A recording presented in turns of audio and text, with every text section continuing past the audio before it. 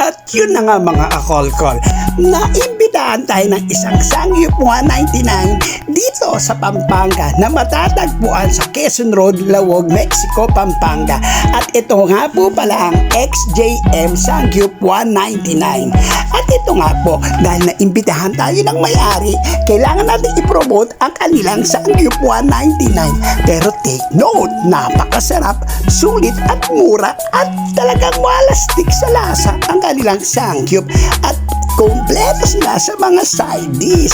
Hindi sila pauhuli kung sa mga side dish lang. At ito nga po panglakan ng mga side dish, kompleto ricados na talagang napakaganda, ultimo na kanilang ambience. At nagsiserve din pala sila ng mga inumin. Pwede kayo dito mag-celebrate ng inyong mga birthday, okasyon o kahit ano man yan. At ito nga po palang XJM ay meron pa wifi na free. At take note, pwede kayong kumanta dito. Paano? Pasyalan nyo na to kung may mga okasyon kayo. At ito nga po, tinikman ko ang kanilang pangmalakas ng sapche na i-rate kong 1 to 10 is 9.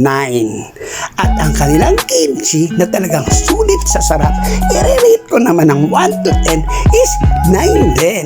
At ang kanilang pangmalakasang tokwa na may sausawang suka na i-rate ko 1 to 10 is 9 din. At ang kanilang pangmalakasang salad cucumber, i-rate ko 1 to 10 is 10.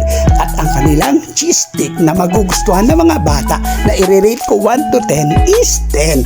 At ang kanilang last, ang kanilang sweet banana na i-rate ko 1 to 10 is 10. At take note, hindi pa doon nagtatapos mga kakolkol. Dahil kung may pambara, may panula, unlimited iced tea din sila. O paano mga kakolkol, kakain muna ako. Hanggang sa muli, kita kits, bye-bye!